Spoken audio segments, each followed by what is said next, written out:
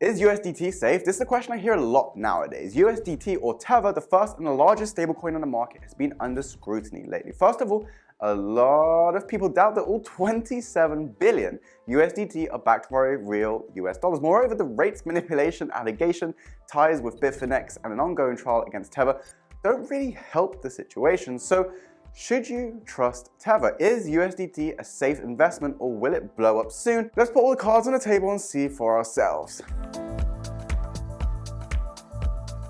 Hey guys, my name is Shad with the EXMO cryptocurrency exchange. Before we dive in, please consider hitting the subscribe button and clicking on the notification bell below to keep up with the most exciting information on the crypto markets in a fun and interesting manner. The history of USDT began on 2014. Three men right here, Brock Pierce, Reeve Collins, and Craig Sellers, founded a project originally called RealCoin. The goal was to create an asset that combines the advantages of fiat money and cryptocurrencies together. And that is how the most popular stablecoin on the entire market appeared, an asset the price of which is pegged to a fiat currency, as you have probably already guessed from the name in the case of USDT. It is tethered to American dollar. The first tokens were issued on the Bitcoin blockchain using the OmniLayer protocol. Since then, Tether also introduced USDT issued on Ethereum, ERC20, Tron, SLP EOS, Liquid Network, and even Algorand. Pretty soon, the name of the company was changed to Tether, and USDT was listed on the first crypto exchange, Bitfinex. Currently, though, USDT is one of the most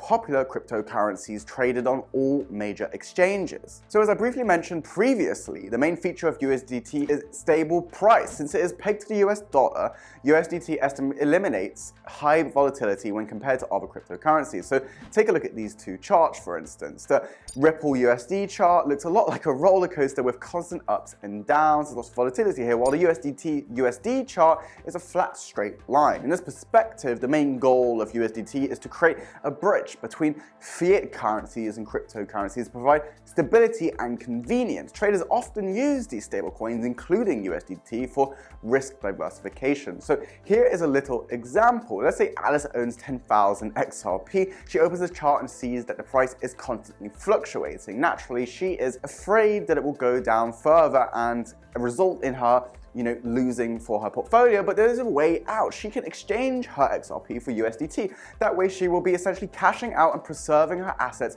pegged to a denominated fiat price. Enough with the technical details, let's move on to the best part, the USDT controversy. The question that bothers most people when it comes to Tether is whether it is fully backed by real US dollars or not, and the answer is, we can't really know for sure, to be honest. Originally, the company claimed that each USDT token is actually backed by a real dollar, and that is how a stable price was achieved. But we cannot verify that, and no one actually has. The company has failed to provide a full audit report that will actually prove that each USDT token is backed by real US dollars. For instance, in 2018, the company Friedman LLP was supposed to perform an audit on Tether's reserves. However, as Tether soon announced, the relationship with Friedman is dissolved. The reasons, according to the company's management, was at the time consuming aspects of the audit process and lack of guidelines. Deltec Bank, the partner of Tether, has recently stated that the USDT stablecoin is fully backed by reserves, but we should note that there are no documents confirming this in the public domain, and the bank's assessment doesn't actually equal the auditor's report. Soon, Tether changed their original claim. At the beginning, it was stated that each USDT token is backed by a real dollar in a 1-to-1 ratio. However, in 2019, Tether then backtracked on their claim. The company now says that all USDT are backed by reserves. So here is what's written on Tether's official website. Pay attention to this word, reserves. It doesn't mean actual dollars, but also cash equivalents and from time to time other assets and receivables from loans made by Tether to third parties. Tether now claims that USDT is only backed by dollars by 75%. According to the project's chief technical officer, USDT is not only fully but excessively backed by the reserves. The question regarding the reserves of Tether resurfaced with a new force in January 2021. The company minted more than 2 billion USDT tokens in 1 week. Tether is often criticized for running a printing machine, meaning that the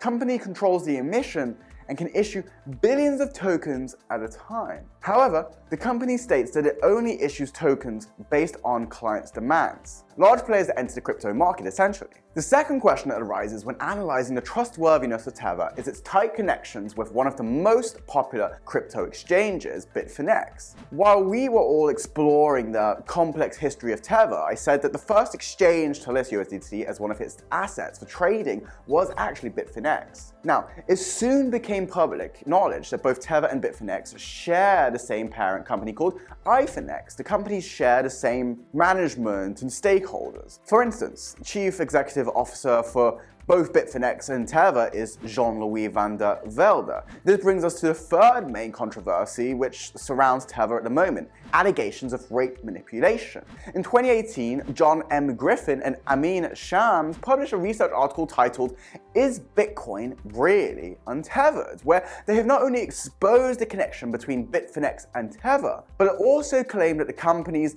monopolized and conspired to monopolize the Bitcoin market. And according to the publishers, purchases with Tether during the 2017 crypto boom are timed following market downturns and actually result in sizable increases in Bitcoin prices. They also concluded that such patterns cannot be explained by investor demand proxies, but are most consistent with the supply-based hypothesis where USDT is used to provide price support and actually manipulate the cryptocurrency prices. Of course, Jean-Louis van der Velde, CEO of Bitfinex and Tether, denied the allegations, saying that Bitfinex nor Tether is or has ever engaged in any sort of market or price manipulation. He further went on to say Tether issuances cannot be used to prop up the price of Bitcoin or any other coin or token on Bitfinex. However, not all members of the crypto community agree that there was deliberate price manipulation. Some state that although the USDT purchases did influence the rate of Bitcoin in 2017, it is not approved that Bitfinex and Tether conspired to influence the rate. But the controversies didn't end there. In 2018, Tether was hit with a big-ass lawsuit. The New York Attorney General accused Tether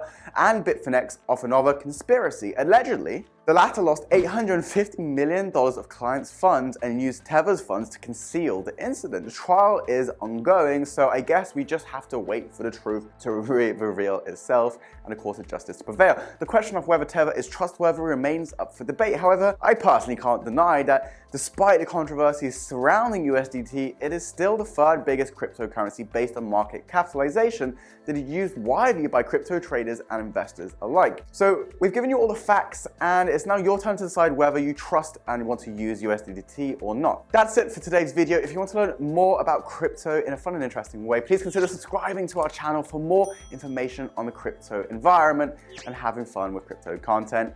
Thanks for watching. Peace.